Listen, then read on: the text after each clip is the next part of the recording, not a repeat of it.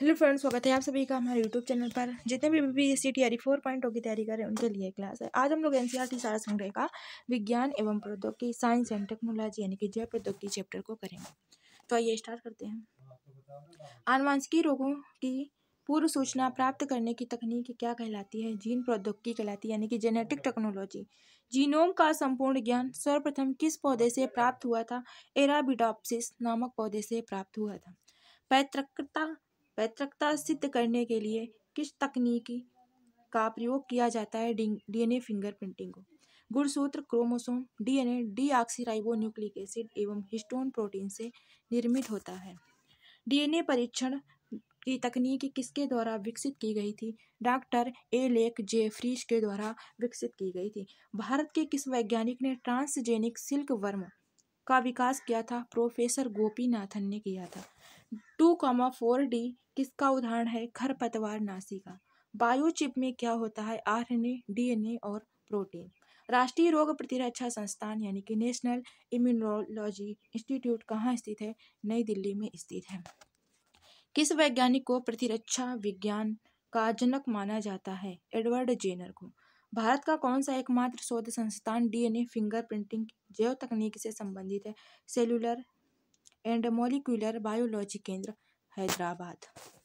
राष्ट्रीय डेयरी शोध संस्थान के वैज्ञानिकों द्वारा अगस्त 2010 में हरियाणा के करनाल में गरिमा सेकंड नामक एक क्लोन भैंस विकसित की गई थी। एक ऐसी जैविक रचना जो एकमात्र जनक माता अथवा पिता से अलैंगिक विधि द्वारा उत्पन्न होती है क्या कहलाती है? क्लोन कहलाती है। मनुष्य द्वारा निर्मित आनुवांशिकी रूप से अभियंत्रित प्रथम जीवित जीव कौन सा है? डॉली है। वैज्ञानिकों ने किस मास्टर जीन की खोज की जो अनेक प्रकार के कैंसर के लिए उत्तरदायी माना जाता है? यूटीएक्स जीन की खोज की थी। विश्व स्तर के प्रोग्राम मानव जीनोम परियोजना का उद्देश्य क्या है? मानव जीनों और उनके अनुक्रमों की पहचान और मानचित्रण करना। परख नली शिशु के जन्म के लिए निषेचन कहाँ किया जाता है? परख नली शिशु के लिए निषेचन माता के शरीर के बाहर किया जाता है। वह बच्चा जिसमें डीएनए का अधिकांश भाग उसके माता एवं पिता से कुछ भाग किसी महिला प्रदाता से प्राप्त होता है क्या कहलाता है? 3 पेरेंट बेबी कहलाता है। किस वैज्ञानिक को सुजनकी का जनक कहा जाता है? फ्रांसिस गाल्टन को सुजनकी का जनक कहा जाता है। जेम्स डी वाटसन तथा फ्रांसिस क्रिक द्वारा डीएनए की संरचना को 2 हेलिक्स संरचना को पहली बार वर्ष 1953 में प्रस्तुत किया गया था। जीनो ट्रांसप्लांटेशन से तात्पर्य है एक प्रजाति से दूसरी प्रजाति में अंगों का प्रत्यारोपण। आनुवंशिकी अभियांत्रिकी से बैगन की एक नई किस्म बीटी बैगन विकसित की गई जिसका लक्ष्य इसे नाशक जीवी शह बनाना है। भारत में जैव प्रौद्योगिकी विभाग की स्थापना किस वर्ष की गई थी? वर्ष 1986 में। डीएनए में कौन सी शर्करा पाई जाती है? डीएनए में पेंटोज शर्करा पाई जाती है जिसमें 5 कार्बन प्रेजेंट होते हैं। मानवों की पहचान सुनिश्चित करने के लिए जैव प्रौद्योगिकी पर आधारित अत्याधुनिक तकनीक को क्या कहा जाता है? उसको कहा जाता है डीएनए अंगुली छापन। डीएनए अंगुली छापन। वैज्ञानिक जेम्स डी वाटसन को आनुवंशिकी के क्षेत्र में कार्य के लिए नोबेल पुरस्कार प्रदान किया गया था। बीटी बैगन मेहिको मल्टीनेशनल कंपनी द्वारा बीटी बैगन विकसित किया गया था। राष्ट्रीय वनस्पति शोध संस्थान नेशनल बोटनिकल रिसर्च इंस्टीट्यूट कहाँ स्थित है? लखनऊ में स्थित है। हाइब्रिडोमा प्रौद्योगिकी एक नया जीव प्रौद्योगिकी उपागम है एक क्लोनी प्रतिरक्षियों के वाणिज्यिक उत्पादन के लिए। राष्ट्रीय जैविक खेती केंद्र कहाँ स्थित है? गाजियाबाद उत्तर प्रदेश में स्थित है।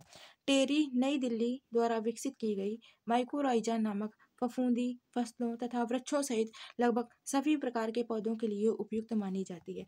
सुपर राइस किसके द्वारा विकसित किया गया था?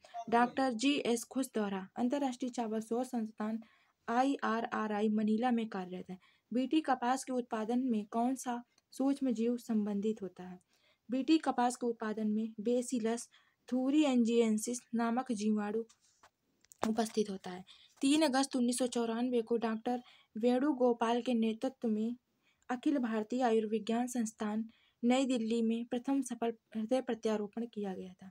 कायिक कोशिका न्यूक्लिय अंतर प्रौद्योगिकी का प्रयोग किस कार्य के लिए किया जाता है? वो शारीरिकी व आनुवंशिकी रूप से क्लोन जीव तैयार करने के लिए किया जाता है। किस जीव के उसकी पहचान शारीरिक और व्यवहारिक गुणों के आधार पर सत्यापित करने की तकनीक को क्या कहते हैं? किसी भी जीव की उसको बायोमेट्रिक्स कहते हैं। 25 नवंबर 2007 को केंद्र सरकार द्वारा centre for cellular and molecular biology Hyderabad में देश के पहले स्टेम सेल तकनीकी और पुनरुत्पादक औषधि पर चिकित्सीय अनुसंधान केंद्र स्थापित किया गया था। भारत का पहला जैव प्रौद्योगिकी जिला एर्नाकुलम केरल में स्थित है। एर्नाकुलम केरल में स्थित है। भारत में पोलियो वैक्सीन का निर्माण किसके द्वारा किया गया था? भारत में पोलियो वैक्सीन का निर्माण Bharat immunological and biological corporation Bulandshahr Uttar Pradesh के द्वारा किया गया था। Bharat immunological and biological corporation Bulandshahr प्रसव पूर्व एमिनियोसेंटिसिस विधि से भ्रूण का लिंग ज्ञात किया जाता है। प्रसव से पूर्व एमिनियोसेंटिसिस विधि से भ्रूण का लिंग ज्ञात किया जाता है।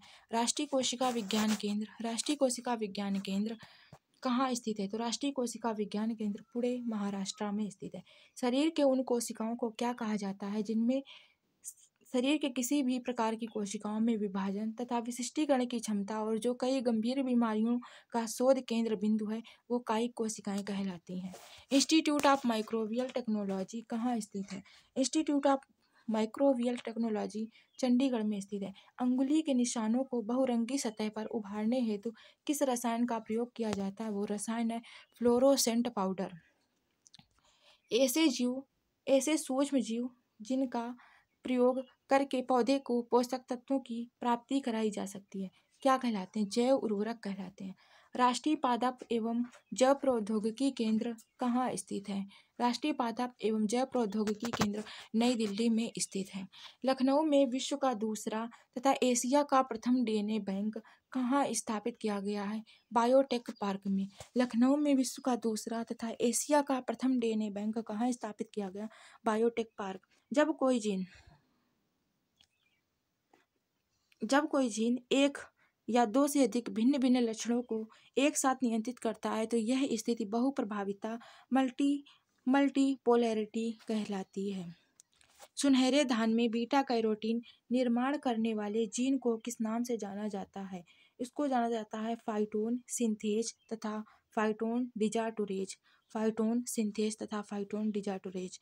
देश में दो प्रथम ऊतक संवर्धन पायलट संयंत्र कहाँ स्थापित किए गए थे? राष्ट्रीय रासायनिक प्रयोगशाला पुणे तथा टाटा ऊर्जा अनुसंधान संस्थान नई दिल्ली में स्थापित किए गए थे। कौन सा जीव पौधों को नुकसान पहुंचाने वाले कीटों एवं अन्य आर्थ्रोपोड्स को नष्ट करते हैं?